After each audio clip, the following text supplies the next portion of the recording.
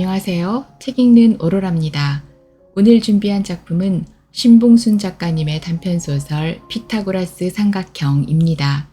이 작품은 신봉순 작가님의 소설집인 소매각시에 실린 9편의 작품 중 하나로 펴낸 곳은 북인입니다. 이 작품은 주인공인 산홍이가 결혼 후 첫날 밤을 치르고 얼음꿀이라며 남편에게 버림을 받은 후 살아가는 모습이 담겨 있는데요. 산홍이를 어떻게 해보려는 이중적인 모습을 가진 일부 추악한 남자들의 모습도 볼 수 있습니다. 신봉순 작가님은 강원도 태백 출신으로 관동대학교 국어교육학과를 졸업했고 2002년 김유정 전국 문예공모 산문 부문에서 대상을 받았습니다. 작가님에 대한 자세한 소개는 아래 더보기를 참고해 주세요. 그럼 지금부터 주인공을 만나러 작품 속으로 들어가 보겠습니다. 편안한 시간 보내세요. 피타고라스 삼각형 신봉순 1. 산홍이가 보이지 않았다. 날마다 오르락 내리락 할 때는 눈 한 번 따뜻하게 맞춰주지 않았었는데 궁금하기도 하고 걱정스럽기도 하다. 본래의 색깔을 짐작하기 어려운 불구스름한 특 양면 운동복 바지에 늘어날 대로 늘어나서 더 이상은 어찌해 볼 수 없을 것 같은 고동색 라운드 티셔츠를 비가 오나 눈이 오나 사계절 내내 입고 다녔다. 무릎이 툭 빠져나온 운동복 바지를 한쪽은 꼭 거무튀튀한 종아리가 다 보이도록 걷어 올렸고 어디서 구했는지 보라색 남자 고무신을 맨발에 신고는 아침부터 저녁까지 동네를 쉬지 않고 돌아다녔다. 늘 땅바닥을 뚫어질 듯이 노려보며 급하게 걸어가는 모양이 뭔가를 찾아다니는 모양이었다. 오전 10시쯤이면 가게로 출근하는 시간인데 주위의 풍광에 한눈 팔면서 설렁설렁 걸어가다 보면 뭔가 내 귓가를 휙 스치곤 했다. 오른손을 운동복 바지 속으로 집어넣어 엉덩이 위에 올려놓은 산홍이가 여러 사람이 일제히 잡아당겼다가 놓은 것 같은 쑥부쟁이 단발머리를 휘날리며 쏜살같이 지나갔다. 그 시간이 그녀에게는 아랫동네에서 윗동네까지 2km 길을 다 돌고 귀가하는 시간이었다. 2. 내 이름은 산홍이다. 옛날에 태어났다면 산에 꽤나 홀렸을 기생 이름이다. 나도 내 이름이 언제부터 산홍이었는지 알 수 없지만 이곳 사람들이 나만 지나가면 어린 것들이나 늙은 것들 가릴 것 없이 산홍아 또 어딜 가니? 산홍아 그리 빨빨거리고 다닐 시간이 있으면 낯짝이나 씻고 다녀라. 옷도 빨아입고 산홍이는 바보래요 바보래요 바보래요 하는 것을 보면 이 동네 사람들이 내 이름을 산홍이라 지어준 것 같다. 이곳으로 오기 전 저쪽 지방에 있을 때 사람들은 내가 저쪽 지방에서 왔다 하니 저쪽 어디냐고 이름을 대라고 했다. 사람들은 이름 붙이기를 왜 그리 좋아하는지 모르겠다. 자기들 편하게 제멋대로 갖다 붙여놓고는 그걸 쓰기를 강요한다. 그 이름을 부여받은 당사자의 생각이나 감정은 전혀 고려하지 않았다. 여기 오기 전 내가 잠시 머물었던 고장의 이름은 난 알 수가 없다. 그리고 그쪽에선 아무도 날 산홍이라 부르질 않았다. 더는 그쪽 마을에서 살 수가 없어 그냥 말 그대로 산을 넘고 강을 건너 며칠을 오다 보니 다리도 아프고 배도 고파서 잠시 쉬려고 들어온 이곳이 아늑한 게 마음에 들었다. 전에 살던 그 집도 이런 직각삼각형 모양의 집이었는데 다른 날처럼 그날도 내가 동네를 한 바퀴 돌아보고 오니 내 방은 플라스틱 맥주 괴짝이 천장 끝까지 빽빽이 들어차 있었다. 한두 짝 정도면 어떻게 좀 치우고 다시 아늑하게 잠자리를 꾸미겠는데 지붕까지 쌓인 그 부피와 무게에는 엄두가 안 났다. 정상적인 사람들이 사용하는 말로라면 새든 사람에게 주인이 방빼란 소리나 진배 없다. 난 맥주 괴짝이 내 방을 빽빽이 점령하던 전날 밤 주인인 방앗간 아저씨가 내 침실을 찾아올 때부터 이미 예감된 일이라 별로 놀라지 않았다. 내가 좋아하는 이런 직각삼각형 모양의 공간은 곳곳에 얼마든지 있으니 내 방을 구하지 못할까 하는 걱정은 없었지만 내가 이때껏 살아온 어떤 방보다 그곳이 마음에 들었다.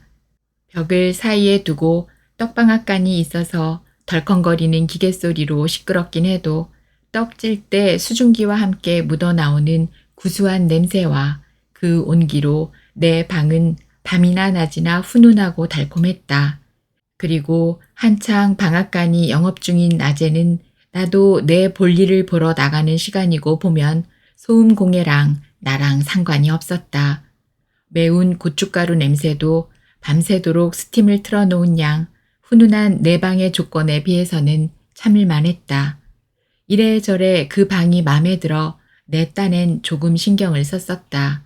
같은 라면 상자라도 내가 좋아하는 신라면 상자만 깔았고 내 이불인 신문지도 이왕이면 색깔이 화려하고 예쁜 스포츠 일면으로 골라 잘생긴 야구선수나 축구선수 얼굴이 실린 쪽만을 골라서 덮고 잤었다. 그러면 그날은 그 사람들이 내 파트너가 되는 셈이었다. 아침에 일어나 보면 오줌을 싼 것처럼 팬티는 축축하지만 기분은 하늘을 날 것처럼 개운했다. 참, 팬티 얘기가 나왔으니 말이지만 사람들은 내가 팬티 같은 것은 안 입고 돌아다니는 줄로 아는 것 같다.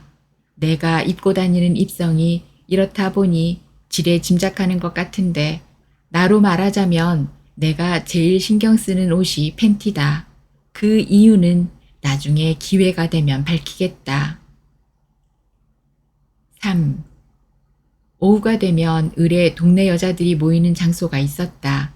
미를 몽땅 들인다는 미몽드 숙녀복 가게다. 주인이 노처녀인데 마음이 착하고 수더분해서 할 일 없는 여자들이 하루 내내 죽치고 있어도 싫은 내색 한 번 안 해. 너도 나도 시간만 있으면 그리로 몰려들었다. 처음 이곳에 시집을 온 나는 무척 내성적이고 낯가림도 심했다. 신랑 하나만 바라보고 첩첩 산골까지 따라왔건만 바깥으로 돌기 바빠 내가 어떤 마음으로 살아가는지에는 도통 관심이 없어서 무척 우울했다. 우울은 더 큰 우울을 낳더니 첫 아이를 임신하고부터는 극한점까지 다다랐다. 이러다간 정말 몸도 마음도 피폐해져 종단에는 어떻게 되지 싶어 늘 사람들이 많이 모이는 미몽드로 발걸음을 돌려보았다. 멀리 8시간을 가야 하는 친정에 온 것처럼 마음이 편했다.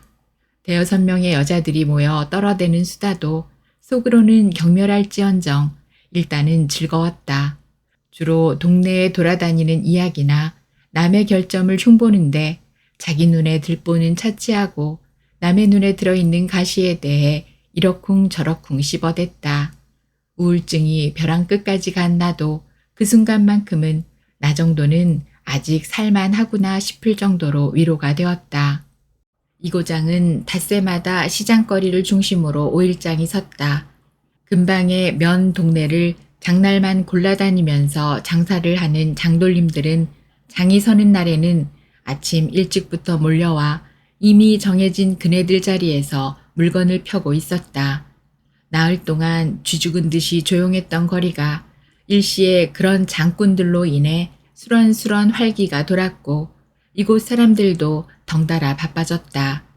생선이나 옷이나 홈이면 충분할 손님들에게는 관심조차 없을 물건을 파는 나 또한 장날이면 일찍 가게로 나왔다. 산홍이도 장날 아침이면 바빠지는지 오후 2시 미몽드에서 설탕이 잔뜩 들어있는 인스턴트 커피를 타먹고 있는 우리의 시야에도 몇 번씩 잡혔다. 늘 같은 자세인 오른손을 운동복 바지 속에 쑥 찔러 넣어 엉덩이 위에 걸치고 어디론가 바쁘게 지나갔다. 동네의 각종 사건과 사고를 반질반질 윤이 나도록 각색해서 수다를 떨어대는 것도 바닥이 드러날 즈음이면 5-6명의 여자들은 가게 앞을 지나가는 사람들을 한 사람씩 도마 위에 생선 올리듯 올려놓았다. 저 여잔 처음 보는데 누구요? 앞집, 뒷집 숟가락 숫자까지 다 파악하고 있는 상황에서 처음 보는 낯선 사람은 당연히 도마 위에 1순위로 오르게 마련이다. 못 들었어? 명주여관 막내 며느리잖아. 서울에서 무슨 유통사업인가 하다가 간암으로 죽은 그 집이구먼. 젊은 게 안 됐어. 서울 내기가 이곳에 와서 어떻게 살아간담. 얼마 안 있으면 올라가겠지. 젊은 마누라 두고 죽은 놈만 불쌍하지. 그 놈이 총각 시절에도 그렇게 술을 퍼마시더니만 끝내 술로 가는구먼. 간에는 헛개나무가 좋다는데. 아니야. 벌나무가 헛개나무보다 한 10배는 효과가 더 있대. 우리 집 왼수도 간이 나쁘다고 하던데 어디 벌나무 구할 만한 데 좀 알아봐줘. 맨날 원수라면서 약을 구해 뭐 하려고? 아파봐. 그건 더 원수라니깐. 벌나무 한 자루 구해다가 진액을 내려 먹으면 좋다고 하더구먼. 이렇게 너나 할 것 없이 술과 간, 암에 대해서 한마디씩 보태고 있을 때쯤 산홍이가 또 지나간 것이다. 산홍이는 정신을 놓은 여자치곤 참 산뜻한 여자였다. 산홍이가 뭘 먹는 모습을 본 사람은 아무도 없었다. 굴러다니는 하찮은 빵 부스러기 하나도 함부로 입에 넣지 않았다. 먹을 것을 주면 자기는 배가 부르다면서 집에서 울고 있는 아이들이나 갖다 주라고 했다. 찬바람이 부는 겨울이 오면 입고 다니는 고동색 면 티셔츠가 추워 보여 미몽드 옷가게 주인이 재고 상품이라며 값싼 누비 잠바라도 줄라치면 나는 옷이 필요 없다. 집에나 추위에 떨지 말고 입어라. 하고는 한사코 받지 않았다. 남의 집이나 가게에 들어와서 앉아있는 모습도 거의 볼 수가 없었고 말을 하는 것도 보지 못했다. 하지만 우리가 심심해서 죽겠다고 우는 신용을 하면 한참을 골똘히 생각하다간 큰 선심이라도 쓰듯이 우리의 초청 장소로 들어섰다. 산홍아, 놀다 가라. 심심해서 죽겠다. 응? 산홍이는 불이 나게 가던 길을 멈추고 뒤도 안 돌아보고는 그 자리에 가만히 서 있었다. 고민하는 모습이 역력했다. 정말 심심해서 그런다. 놀다 가거라. 대여섯 명의 여자들이 이구동성으로 짐짓 애원하듯 하면 내키지 않는 발걸음을 가게 안으로 향했다. 그리고는 등받이도 없는 둥근 나무 의자에 슬쩍 궁둥이를 걸치고는 금방 가마타고 시집온 새색시처럼 눈을 아래로 내리깔고는 바닥을 내려다보고 있었다. 가까이서 자세히 뜯어보니 모양새가 여러 날은 물 가까이도 안 가본 꼬락선이고 한쪽만 걷어올린 운동복 바지 밑으로 드러난 종아리는 상처 투성이었다. 하지만 가녀린 몸집에 어울리지 않는 풍만한 가슴과 임신 초기의 여자처럼 얼굴 전체에 기미가 가득 쓸었지만 반듯한 콧날은 제법 매끈했다. 4. 여자들은 나를 똥친 막대기쯤으로 취급하면서도 한편으론 엄청나게 경계했다. 내가 지나가면 여자들은 입으론 혀를 차면서도 내 뒤통수에 대고 검은 눈동자가 하나도 안 보이도록 눈을 하얗게 흘겼다.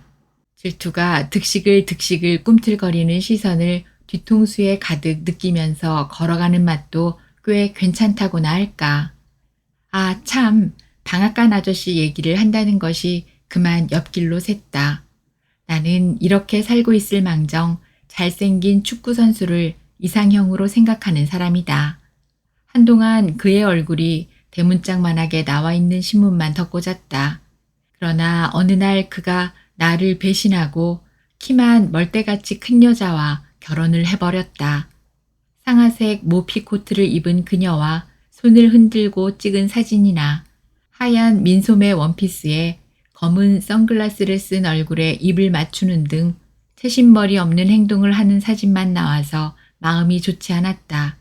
그러나 내가 마음에 들어하는 모든 것은 내 것이 되지 않은 것이 어제 오늘의 일도 아니고 보니 마음을 고쳐먹고 그를 이해하고 받아들이기로 했다.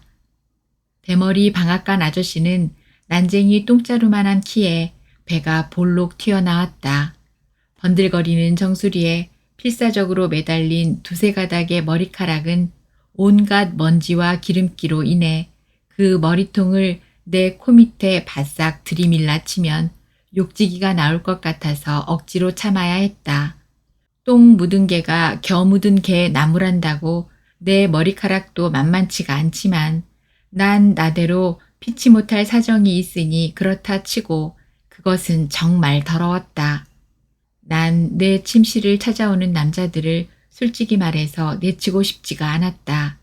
아니, 쫓아낸다고 해서 쫓겨갈 놈들도 없겠지만 나도 꿈속에서 내 연인과의 허무한 연애보다는 그쪽이 훨씬 현실감이 있어서 좋았으니까. 방앗간 대머리 아저씨는 내 집주인이다. 그에게 다리만 한번 벌리면 방을 뺄 수밖에 없다는 것을 그동안 수많은 경험으로 미뤄 알 수 있었지만 나로서는 어찌해볼 방도가 없었다. 방앗간 아저씨는 그날도 하루 내내 들기름만 짰었나 보았다. 들기름을 짜자면 먼저 들깨를 깨끗이 씻어 소쿠리에 담아 물기를 쭉 뺀 다음 커다란 솥에 넣고 기계로 슬슬 돌려가면서 볶아야 했다. 더도 덜도 말고 딱 알맞게 볶아서 기름을 짜면 갓 짜낸 고소한 들기름 냄새가 사방팔방 번져나갔다. 특히 날씨가 흐린 날에는 더 넓게 퍼졌다. 그날도 서쪽 하늘에 불구죽죽 노을이 질 때 동네를 도는 일이 끝나고 내 방에 들어서니 고소한 냄새가 내 창자를 후벼 팠다.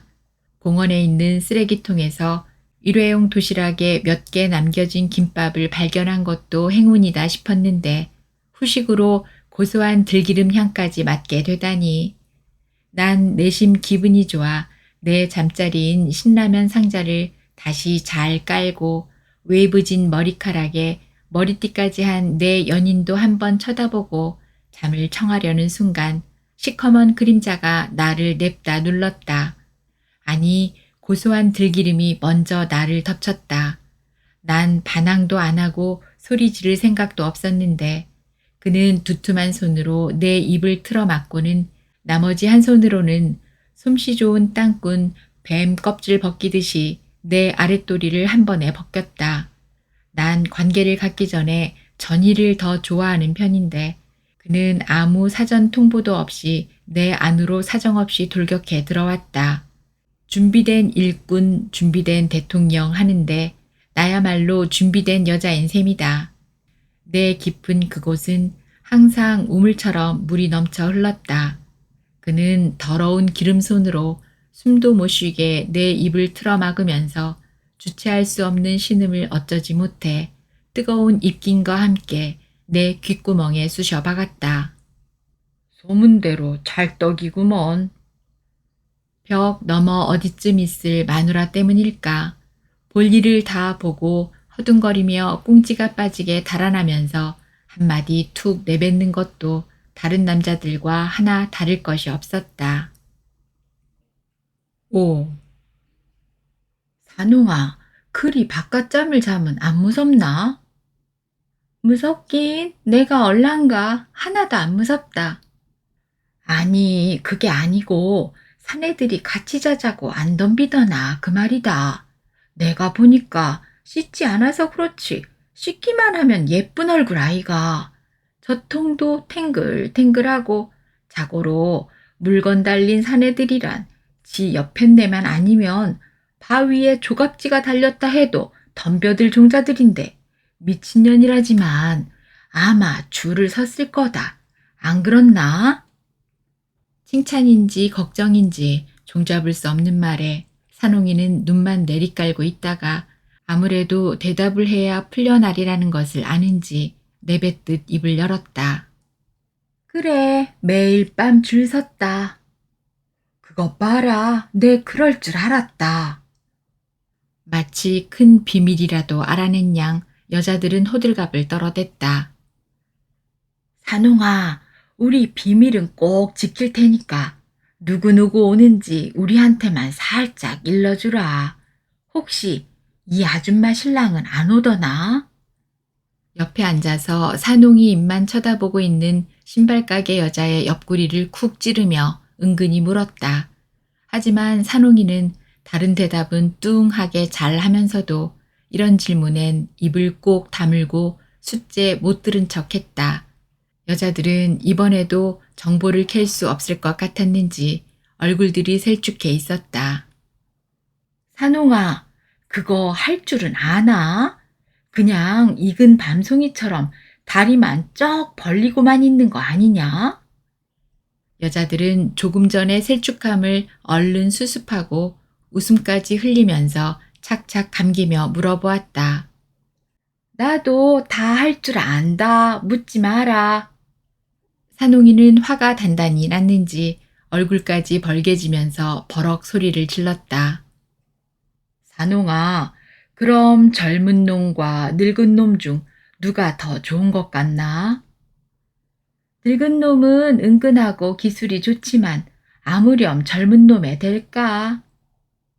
어머나, 별걸 다 하시네. 이런 년을 상대하는 우리도 제정신은 아니야. 그러면서도 여자들은 무엇인가를 더 알아내려고 했지만 산홍이는 이쯤이 퇴장의 순서라는 것을 아는지 슬그머니 밖으로 나가버렸다. 6. 노란 콩고물이 듬뿍 묻은 찰떡이 먹고 싶다. 하루 내내 아무것도 먹지 못하고 수돗물만으로 속을 다스린 날은 배가 고픈 줄도 모른다. 하지만 운이 좋아 뭘 좀 먹고 자는 날엔 배가 엄청나게 고프다. 사람들은, 특히 남자들은 내가 그것만 하고 사는 줄 아는지 내 침실을 찾아오는 남자들은 모두 빈손이다. 도둑고양이처럼 살며시 와서 자기 볼일만을 보려고 할 뿐 내 입속에 뭘 넣어줄 줄은 모른다. 하긴 가지고 온다 해도 자존심 없이 덥석 받아먹을 나도 아니다. 오히려 이슬만 먹고 산다는 신선처럼 나도 그렇게 신성시 되는 것 같아 기분이 썩 괜찮다. 난 보통 여자처럼 살기는 글렀으니 최소한의 자존심이라도 지킬 방법은 배고픈 고통을 참는 일이다. 88 당구장 계단 밑에 있는 직각 삼각형 모양의 이 방에 누우면 밤이 더 소란스럽다. 딱딱 당구 치는 소리, 또그르르 공 굴러가는 소리, 아싸 하면서 소리치는 소리, 우당탕 누가 싸우기라도 하는 날엔 경찰 사이렌 소리까지 보탠다. 낮에 하루 내내 걸어 다니려면 충분한 수면이 제일인 것 같아 어디 다른 곳을 구해보려 했으나 여의치가 않았다. 어차피 얼마 안 있으면 무엇으로든 채워져서 자연스럽게 방을 빼야 할 터인데 서두를 필요도 없다. 내가 보기에는 호라비 당구장 아저씨가 뜻밖의 점잖았다. 사람들은 혼자 사는 호라비가 제멋대로 살아갈 것 같지만 오히려 마누라 있는 남자보다 행동거지가 방정했다. 고기도 먹어본 놈이 더 밝힌다는 말도 맞는 것 같다. 나도 자의반 타의반 고기를 많이 먹다 보니 하루라도 입을 다시지 않으면 잠이 잘 안 온다. 이 밤에도 어서 빨리 아무나 와서 꾹꾹 눌러주면 하루의 피로가 풀릴 것만 같다. 달팽이처럼 몸을 감고 누워있는데 그 순간 낯선 냄새가 난다. 망설이고 있다. 이런 사람일수록 참 맛이 괜찮다. 7. 어디서 나온 말인지 모르지만 전직교사란 말에 아무도 반대 의견을 내놓지 못했다. 미친 여자치고는 아무한테나 반말이지만 말도 조리 있게 잘하고 할 말 안 할 말 분간할 줄도 알고 무엇보다도 지나치게 산뜻했다. 절대 남의 것에 손을 대지 않을 뿐만 아니라 받지도 않는다. 이슬만 먹고 산다는 신성 같다고 표현하면 지나치겠지만 쓰레기통 주변을 얼쩡거릴 망정 그곳에서 뭘 먹는 것을 본 사람은 아무도 없었다. 근처에 매점 하나 없는 시골 공원 쓰레기통에 있으면 또 얼마나 있을까. 결정적인 것은 산홍이는 보통 여자들보다 신문을 더 많이 본다는 것이다.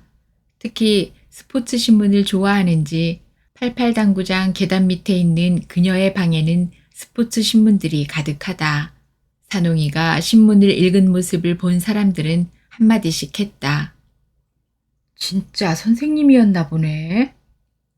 남편이 바람을 피우는 장면을 목격하고 정신이 돌았다는 말도 있고 적반하장격으로 바람을 피우는 남편에게 실컷 두들겨 맞아서 그렇게 됐다는 얘기도 있지만 아무도 속사정은 알지 못했다.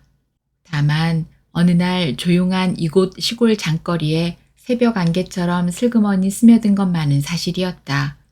빈 가게가 한 집 건너 하나 있을 만큼 쇠락의 갈림길에 있는 시골 장도 고속도로가 뚫리기 전에는 우시장이 설 정도로 북적북적 시절 좋은 때가 있었다. 그때 이 장거리를 통째로 한 손에 흔든 사람이 있었는데 바로 선술집 기생 산홍이었다고 한다. 얼굴도 예쁘고 몸도 안팡지게 빠졌지만 그것보다 그녀가 유명세를 치르는 진짜 이유는 그녀의 잠자리 실력이었다. 그녀와 한번 잠자리하고 난 남자들은 다른 여자들과는 시시해서 잘 수가 없었다고 할 정도였다. 당연히 그녀 주위에는 온갖 사내들이 불나방처럼 몰려들었다. 게다가 전생에 돈과 원수를 졌는지 산홍이는 돈이라면 사족을 못 썼다고 한다. 우시장에 돈 품께나 있는 소 거강꾼이든지 옥수수 한 자루 팔아서 고등어 한 손에 막걸리면 충분할 촌부에 이르기까지 돈만 준다 하면 따질 것 없이 아무데나 벌러덩 누웠다는 것이다. 그러니 산홍이를 사이에 두고 연정이 생기기도 하고 치정도 일어나고 단순히 돈만 바라는 기둥서방까지 꼬이게 마련이었고 급기야는 어느 날 농수로에서 싸늘한 몸뚱이로 발견되어 동네를 떠났다. 산홍이의 연인이었던 동네 노인들은 안개처럼 스며든 미친 여자로 인해 마냥 가슴이 설레었다고 한다. 농수로의 시체로 발견된 산홍이가 다시 살아온 것 같아 누가 먼저라 할 것 없이 산홍이라 자연스럽게 부르게 되었으니. 8. 남편은 말만 들어도 가슴이 설렌다. 정신을 놓고 산 지가 꽤 여러 해가 지난 것 같은데 남편 제이를 생각하면 소금을 한 양재기 퍼먹은 사람처럼 목이 마른다. 비유하긴 좀 뭐하지만 비렁뱅이든 술 중독자든 행색깨나 하는 지방 유지든 남자의 손길만 닿으면 내 몸은 깊고 깊은 우물이 되어버리는 것처럼 다른 것은 다 놓아버렸는데도 제이의 이름은 잊어버리지 않았다. 그것은 본능이었다. 그런데 왜 이니셜을 쓰냐고 궁금해할 것이다. 당연하다. 하지만 바람결이라도 내 사랑 제이에게만은 내 이런 소식이 들어가면 안 될 것이기 때문이다. 세상의 수많은 제이가 다 알고 있다 하더라도 내 남편 제이만은 산홍이가 한때 당신의 여자였다는 사실을 알면 안 되기 때문이다. 그것은 내 마지막 자존심이니까. 제이는 수학처럼 분명한 사람이었다. 그와 피타고라스의 정리를 함께 증명했고 사인과 코사인을 인용해가며 사랑의 편지를 나누었다. 인생은 궁극적으로 사인과 코사인 곡선이 아닌가요? 등등. 하지만 우리의 사랑에도 그런 곡선이 복병처럼 존재하고 있을지는 감히 상상도 못했다. 난 하늘 아래 첫 동네인 첩첩산골 광산촌에서 석탄을 캐서 먹고 사는 광부의 딸이었다. 폐병으로 일찍 죽은 어머니를 대신해서 새벽마다 호라비 광부의 출근 도시락을 싸면서 유년을 보냈다. 공부 운은 타고났는지 시골에서 처음으로 우리나라 제1의 대학에 합격했고 거기서 내 사랑 제이를 만났다.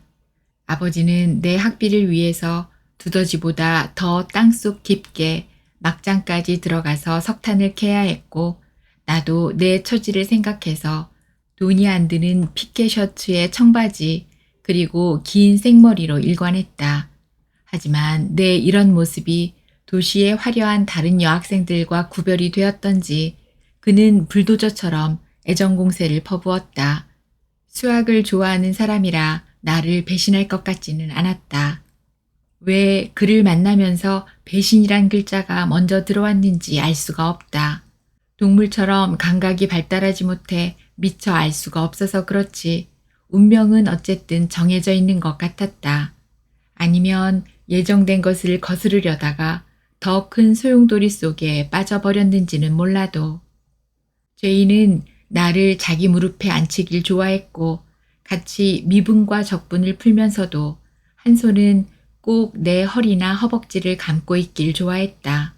그는 내 깊은 곳에 도장 찍듯이 찍어 놓아야만 다른 놈으로부터 보호된다는 것이 첫 번째 이유였고 결혼하기 전에 속궁합은 꼭 맞춰보아야 한다며 나를 원했다. 대부분 부부가 성격 차이를 이유로 이혼한다지만 알고 보면 90%는 성생활이 문제라는 것이다. 하지만 내 몸은 내 유일한 자존심이었다. 철옹성 같은 권력가의 막내 아들인 그 앞에 내세울 수 있는 단 하나의 무기는 내 순결한 몸밖에는 없었다. 그것은 곧 광부이기 때문에 기가 죽어버린 내 아버지의 자존심을 살리는 길이기도 했다. 제2의 집에서는 나를 지나가는 바람이길 바랐다. 당연히 그와 함께한 결혼 생활이 힘겨웠다. 개나 소나 다 가는 그 흔한 신혼여행도 우리에게는 주어지지 않았고 매일 있다시피 하는 손님 접대라든가 형제간의 모임에서도 철저하게 나를 제외했다.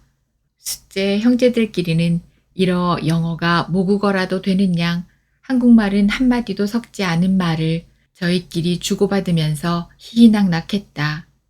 산 깊고 골짜기 깊은 첩첩산골 내 고향에선 나도 누구보다 영재이고 인물이었지만 이 집에선 명함도 내밀 처지가 아니었다.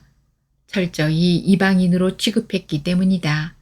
더군다나 웬일인지 그렇게 원하던 첫날 밤을 보내고 나서 죄인은 나에게 등을 돌렸다. 얼음꿀을 안고 있으면서 그리 도도했어? 그는 자기의 부모 형제들이 좋아하는 여자를 만나는 것 같았다. 9. 무협지를 좋아하는 면사무소 직원이 책을 빌리러 가게에 왔다. 남편 친구이기도 해서 스스럼이 없는지 곧잘 녹차도 청했다. 난 무선 주전자에 물을 올려놓고 봉지 녹차 티백을 뜯어 크리스털 찻잔에 넣고는 그 사이 성질 급하게 끓고 있는 물을 가지고 와 티백 위에 조심스럽게 부었다. 푸른 물이 살금살금 번져 나왔다. 며칠 잠을 제대로 못 잤더니 녹차 향기에도 취하네. 땅속으로 꺼질 것 같은 힘없는 목소리와 함께 녹차를 음미하는 그를 쳐다보니 과연 평소에 깔끔한 복장은 소풍 보내버렸는지 그답지 않게 부스스했다. 어디 초상집이 있었어요? 아니, 산옹이 때문에 그렇지. 보내고 나니 이젠 속이 다 시원하네. 산옹이를 보냈다고요? 아니, 어디로 보냈어요? 왜요? 두서없는 질문이 나도 모르게 쏟아져 나왔다. 못 들었어? 산옹이에 대한 해괴한 소문.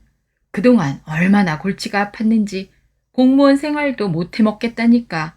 미친 여자 보초까지 서면서 돈 벌어다 주는 걸 마누라가 알고나 있을는지. 장날이 돌아오면 소머리 국밥을 파는 실비집 마당에는 커다란 가마솥이 걸렸다. 새벽부터 그날 장꾼들에게 팔 소머리국을 끓이기 위해서였다.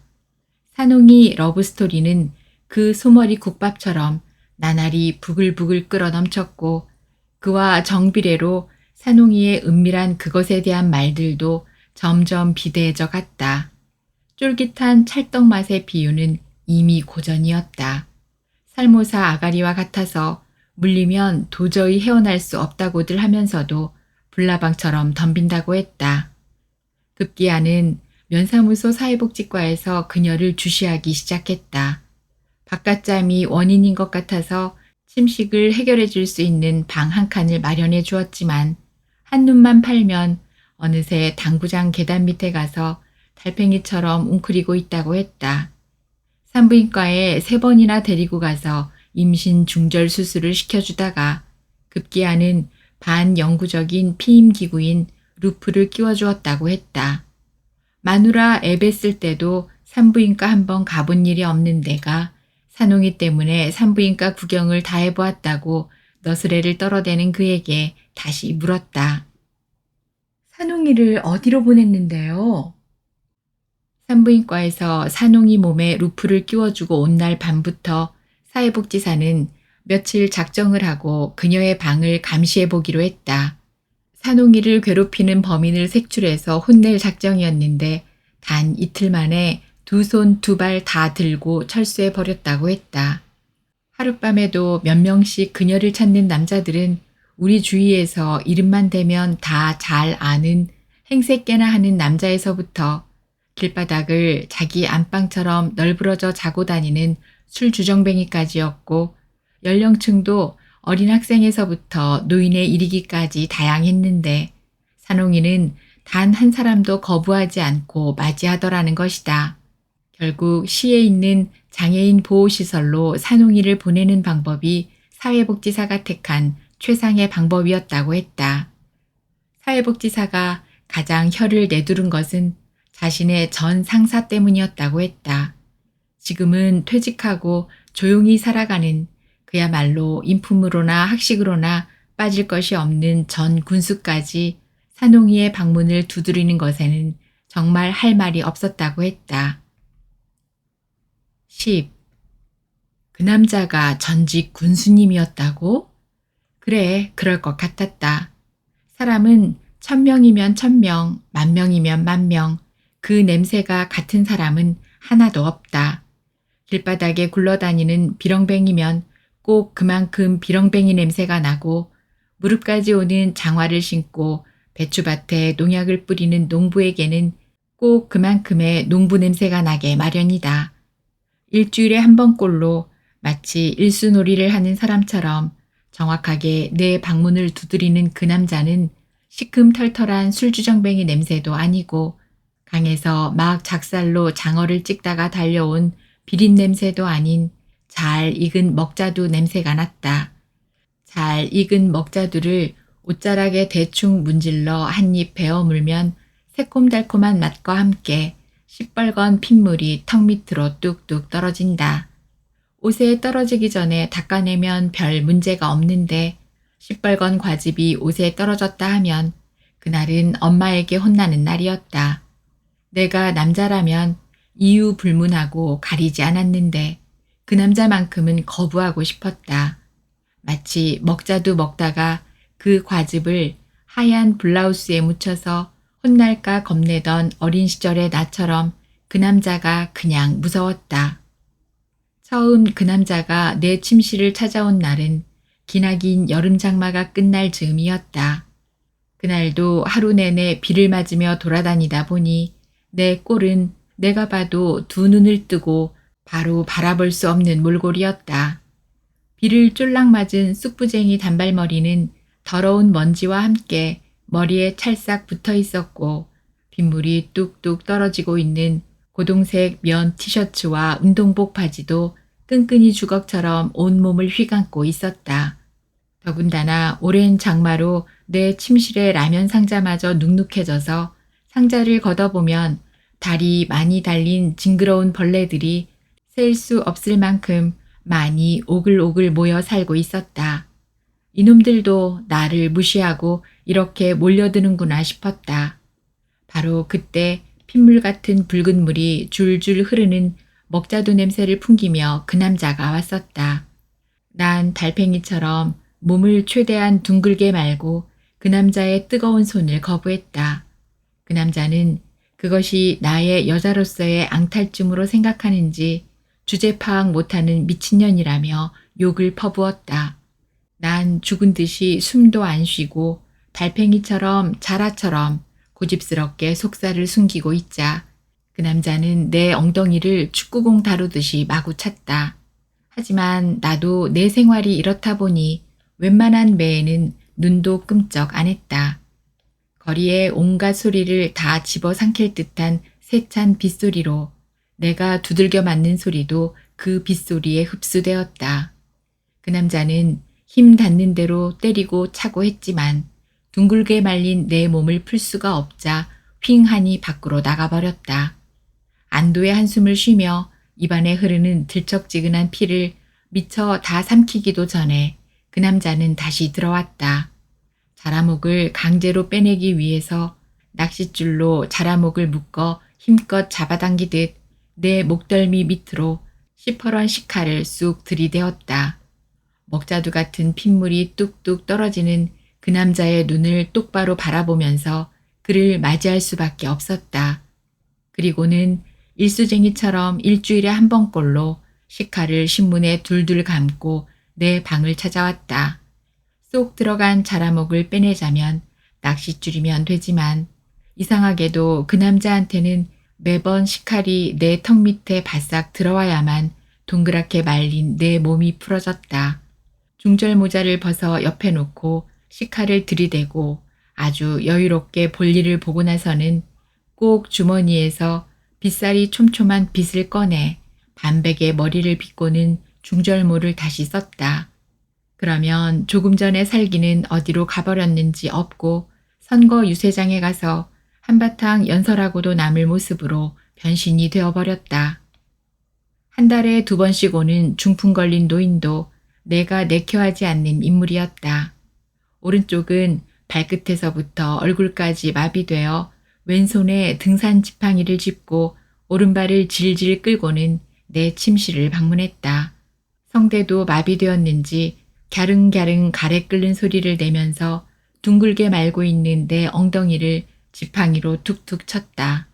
이 마을에서 제일 좋은 집에 사는 어르신이 내 궁둥이를 그것도 등산 지팡이로 툭툭 치는 것이 마음에 안 들어서 난 내 몸을 풀지 않았었다. 그러나 새벽까지 꼼짝도 않고 서서 지팡이로 내 궁둥이를 두드리고 있는 그 추잡스러운 끈기에 나는 항복을 하고 말았다. 그리고부터는 탐스럽게 피는 그 집의 덩굴장미도 더는 꽃으로 보이지가 않았다. 물론 나는 장애인 보호시설이 좋을 리 없다. 요즘은 장애우란 말로 바꿔놓고는 엄청나게 생색을 낸다. 나 같은 사람을 보호한다는 목적 아래에서 만든 시설이라지만 나처럼 모자라는 사람은 생각도 없다고 보는지 우리의 눈높이와는 전혀 맞지 않는다. 자기네들의 고정되어 있는 사고방식의 틀에 맞추어 놓고는 우리 보고 맘 놓고 살 수 있도록 보호해 줄 테니 들어가서 끽소리 없이 살라고 한다. 반공의 국시 아래에 살았던 어렸을 적에 귀가 닳도록 들은 아오지 탄광에 있는 강제 수용소가 꼭 이럴 것만 같다. 탈출을 기도하는 내 동료들을 보면 이런 생각도 무리는 아니지 싶다. 내 안에 커다란 나무를 한 그루 키우는 나 같은 사람은 특히 그렇다. 그 일만 없었더라면 아직도 얼음굴을 안고 그들이 멸시천대하는 수학선생을 하면서 그 옛날 피타고라스의 정리를 함께 증명하던 제이로 돌아오길 기다렸을 것이다. 하지만 이것도 이미 예정된 내 운명이었던지 난 보고 말았다. 한 번밖에 자보지 않은 우리 신혼 침대 위에서 제이의 신들린 몸짓과 괴성, 미친 듯이 춤추는 그들의 모습을 보았다. 내 사랑 제이가 나에게서는 절대로 얻을 수 없는 기쁨을 마음껏 누리고 있었다. 집을 나온 날 밤 모든 사람이 지구온난화로 이제는 겨울에도 눈 구경은 틀렸다고 성급한 판단을 내릴 즈음에 보란듯이 막 퍼부었다. 도시의 모든 생명체는 다 쏟아져 나왔는지 거리는 온통 첫눈과 함께 펄럭이고 있었다. 나도 그들과 함께 눈처럼 펄렁거리다가 어느 순간 거리에는 나 혼자만 남겨져 있는 것을 깨달았다. 어디선가 몸을 내리고 자야 할 것 같았다. 마주 보이는 상가 건물로 들어서자 계단 밑으로 내 몸이 들어가면 딱 좋을 만한 공간이 있었다. 나와 제이가 좋아하던 피타고라스의 정리라 불리는 A제곱은 B제곱 플러스 C제곱형의 직각삼각형 모양이다. 들어가서 잠을 청하니 뜻밖의 아늑했다. 그리고 거기서 내 몸의 첫 남자를 만났다. 제이처럼 부드럽지도 향기롭지도 않았지만 정신을 놓으니 근심이 없어서인지 내 몸은 피아노가 되어 손길만 닿으면 황홀한 연주가 흘러나왔다. 얼음 동굴 속에 깊이 박혀있던 얼음이 녹아 용암으로 변해버려 낯선 남자를 늑대처럼 울부짖게 한 것이다. 제이도 이 남자처럼 이런 소리를 질렀지. 그래, 이 남자가 내 사랑 제이인지 몰라 하며 난 그 남자의 더러운 목덜미에 팔을 감았다.